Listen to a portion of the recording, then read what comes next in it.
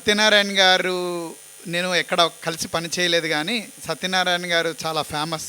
చాలా చక్కగా ఆయన పేరు ఎప్పుడు వినబడుతూ ఉంటుంది. మనిషి కనబడకపోయినా పేరు అయితే వినబడుతూ ఉంటుంది డిపార్ట్మెంట్లో. సార్ ఫస్ట్ టైం నేను సార్ చూసింది, నేను క్యూక్యూ గవర్నమెంట్ పాలిటెక్నిక్లో పనిచేస్తున్నప్పుడు ఆర్జేడీ ఆఫీస్ నుంచి ఇన్స్పెక్షన్కి వచ్చారు. ఆ విధంగా పరిచయం. తర్వాత సార్ని కౌన్సిల్ సత్యనారాయణ గారు అనేవారు. సో ఆ విధంగా ఆయన అసోసియేషన్లో ఉన్నప్పుడు మెయిన్ ఇందాక నర్సయ్య సార్ చెప్పినట్టు ఏదైనా కౌన్సిల్లో కానీ లేకపోతే అసెంబ్లీలో కానీ ఏమైనా ఎంట్రీకి మాకు అవకాశం కావాలంటే మాత్రం సార్ని దగ్గరికి వెళ్ళేవాళ్ళం. వారు మాకు పాసులు ఇప్పించేవారు. So thank you very much sir. So ప్రతి వారి జీవితంలో రిటైర్మెంట్ అనేది కంపల్సరీ.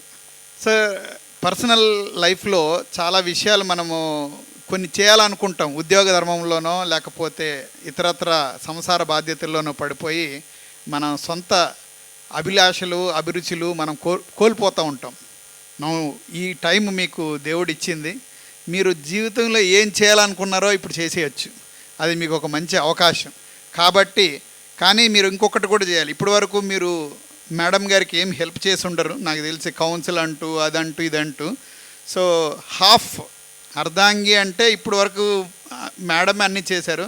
మేడం సగం పనులు మేడం సార్కి ఇచ్చేసేయండి మేడం. సో ఆ విధంగా మనము ఇంట్లో కూడా కలిసిపోతే బాగుంటుంది. సో ఇంకొకటి సార్ ప్రయత్నం, ఇప్పుడు డిపార్ట్మెంట్లో రిటైర్ అయిన ఉద్యోగులు గ్రూప్ చాలా పెద్దదైపోయింది. రెగ్యులర్ లెక్చరర్స్ కంటే రిటైర్డ్ గ్రూప్ చాలా ఫోర్స్ఫుల్గా ఉంది అనిపిస్తుంది. సో మీకు ముందు కూడా రిటైర్మెంట్ గ్రూప్లో చేరి మొత్తం రెగ్యులర్ వాళ్ళు రిటైర్మెంట్ వాళ్ళు అందరూ కలిసి ఈ డిపార్ట్మెంట్ని ఉన్నత స్థితిలోకి వెళ్ళే విధంగా మీరు ప్రయత్నం చేయాలని కోరుకుంటూ, ముఖ్యంగా మీ రిటైర్మెంట్ లైఫ్ ఆరోగ్యాలతోనూ సకల సౌకర్యాలతోనూ ఐశ్వర్యంతోనూ ఉండాలని కోరుకుంటూ, మనసారా భగవంతుడు మీకు ఆశీస్సులు ఇవ్వాలని కోరుకుంటూ